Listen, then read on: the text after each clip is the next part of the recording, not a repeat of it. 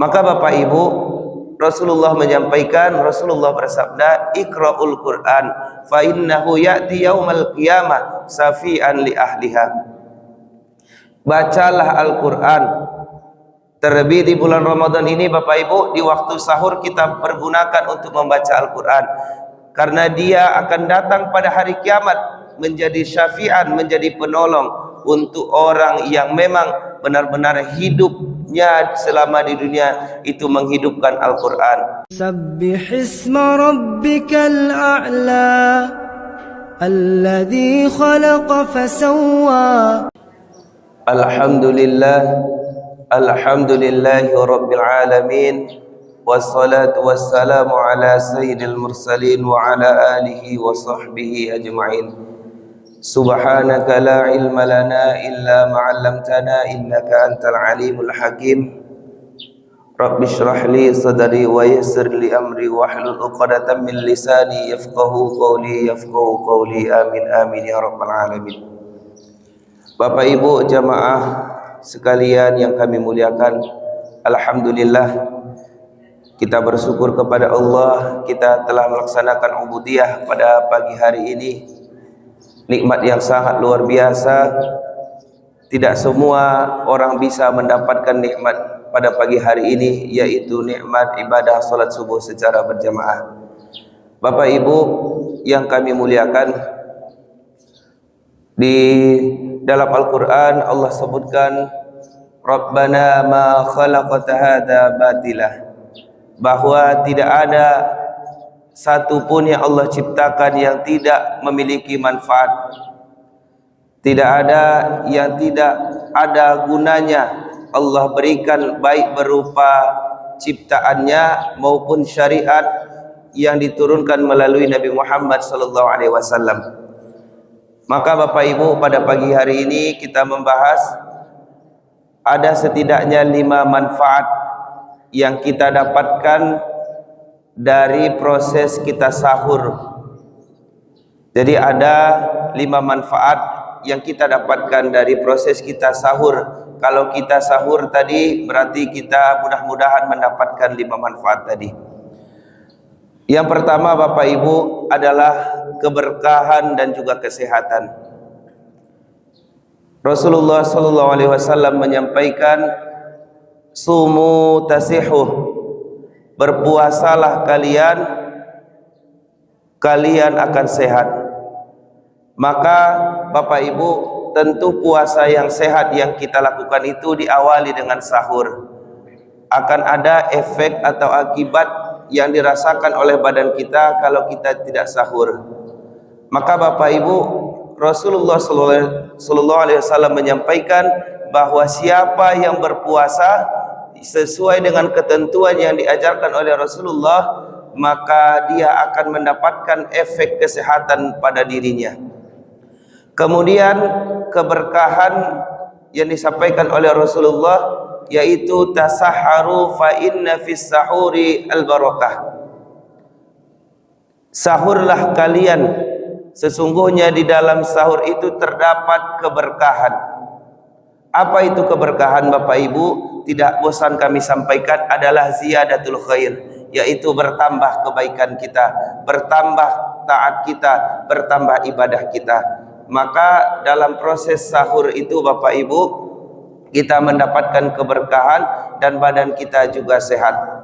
Maka anak-anak kita yang berpuasa, termasuk diri kita, kita sahurlah secukupnya, sahurlah kita sebagaimana badan kita membutuhkannya. Jangan sampai juga berlebih-lebihan.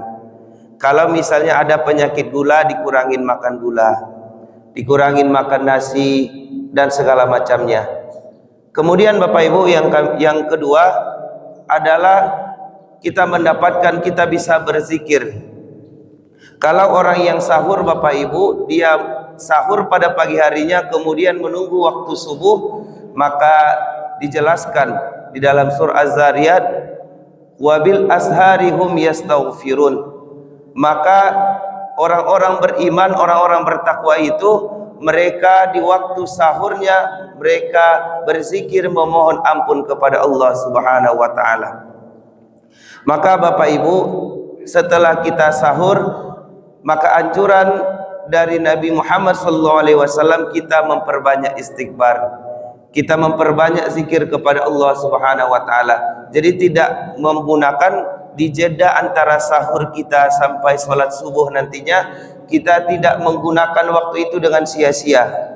Ada terkadang sahurnya sudah tepat, sudah sesuai, tetapi menunggu waktu sahur itu masih ada yang menghidupkan televisi, ada yang main handphone.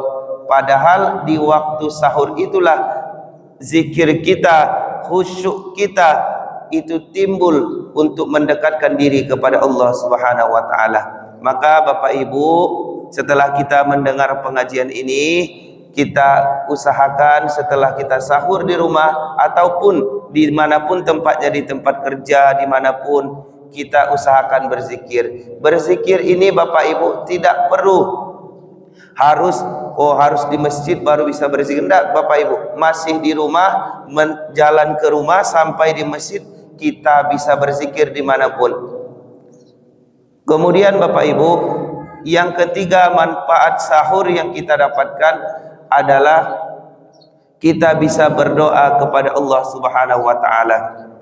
Ada hadis Rasulullah SAW yang menyampaikan, hadisnya cukup panjang Bapak Ibu, yang Rasulullah menyampaikan, yanzilu rabbuna tabaraka wa ta'ala ila sama'id dunya. Allah Tuhan tabaraka wa ta'ala itu turun ke langit dunia di sepertiga akhir malam Bapak Ibu. Apa yang Allah sampaikan kepada Rasulullah ketika itu, maka Allah akan mengijabah doa-doa orang yang berdoa kepadanya dan mengampuni dosanya ketika dia meminta ampunkan dosa-dosa atau kesalahan yang pernah dia lakukan. Maka Bapak Ibu, yang ketiga yang kita lakukan adalah kita berdoa kepada Allah di waktu antara sahur sampai masuknya waktu sholat subuh. Jangan sampai kita lewatkan Bapak Ibu. Ini adalah waktu yang mustajab. Ini adalah waktu yang luar biasa. Kalau kita tinggalkan Bapak Ibu, tentu merugi kita. Karena Allah sendiri yang menjaminkan. Allah turun ke langit dunia di sepertiga malam, dan Allah akan mengabulkan doa orang yang memohon kepadanya dan mengampunkan dosa-dosa orang yang memohonkan ampun kepada Allah Subhanahu wa taala. Kemudian Bapak Ibu yang kami muliakan, yang keempat adalah kita selalu disertai kebaikan. Hadis Rasulullah SAW menyampaikan, la tazalu ummati bi khair. Umatku akan senantiasa dalam kebaikan. Ma'ajjalul fitrah wa akharu as-sahur.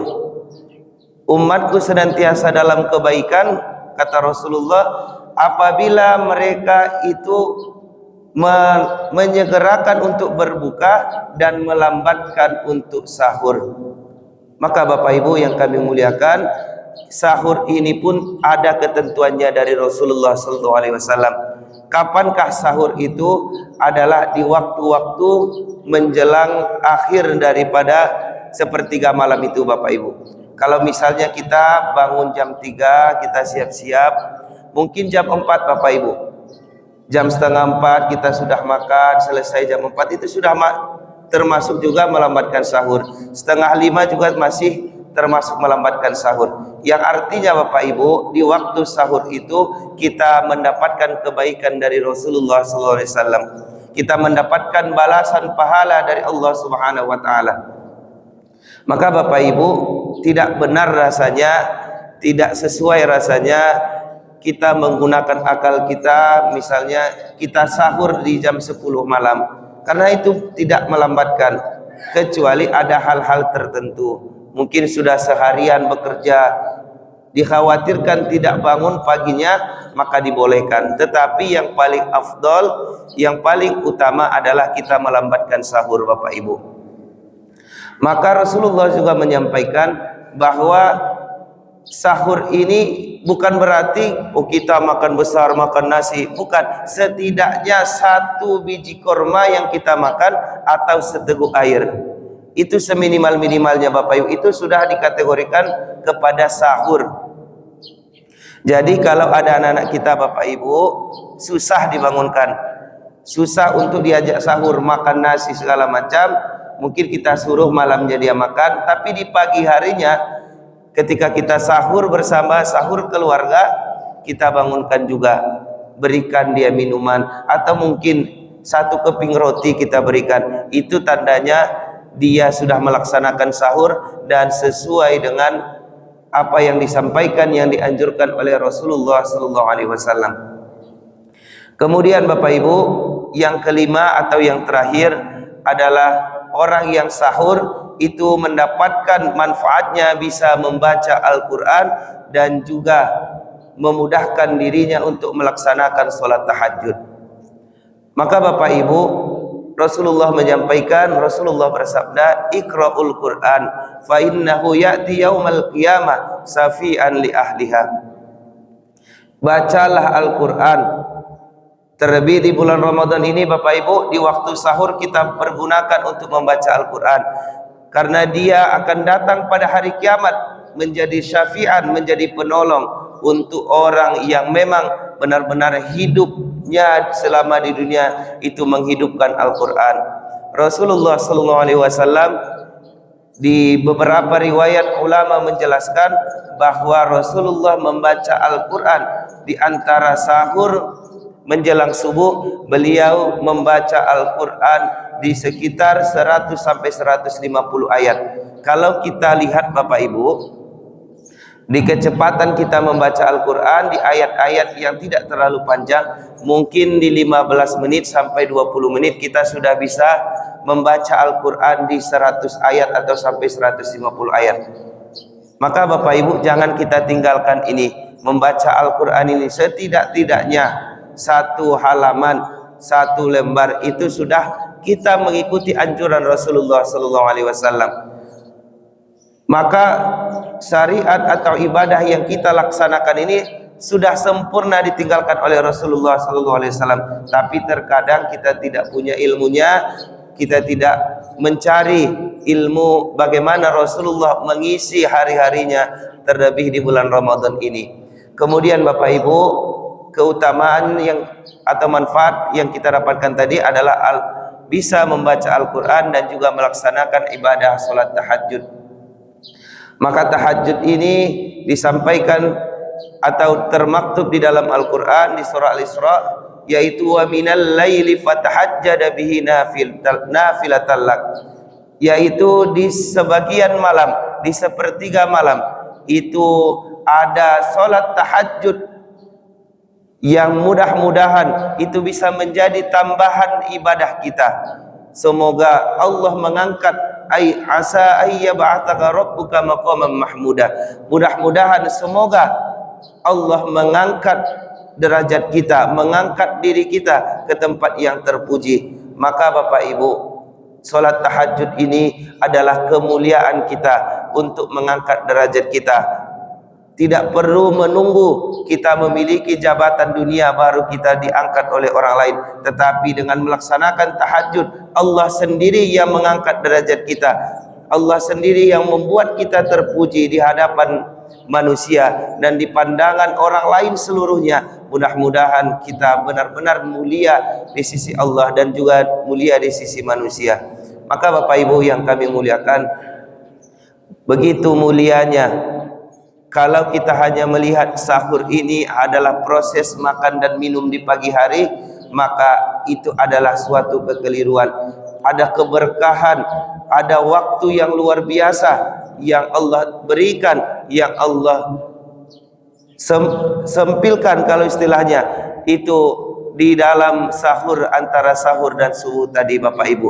Maka jangan sampai kita meninggalkan sahur, jangan sampai kita tidak mendapatkan keberkahan dari sahur yang kita laksanakan di bulan Ramadan ini, termasuk juga nanti di sahur-sahur kita di puasa-puasa sunnah setelah Ramadan ini. Bapak Ibu yang kami muliakan, itulah pengajian kita. Mudah-mudahan pengajian yang singkat ini bisa kita pahami, bisa kita amalkan, bisa kita ajarkan kepada anak-anak kita, kita sampaikan dan mudah-mudahan itu menjadi dakwah bagi kita dan dinilai pahala oleh Allah Subhanahu wa taala. Amin amin ya rabbal alamin. Demikian Bapak Ibu, mudah-mudahan ada manfaatnya. Assalamualaikum warahmatullahi wabarakatuh.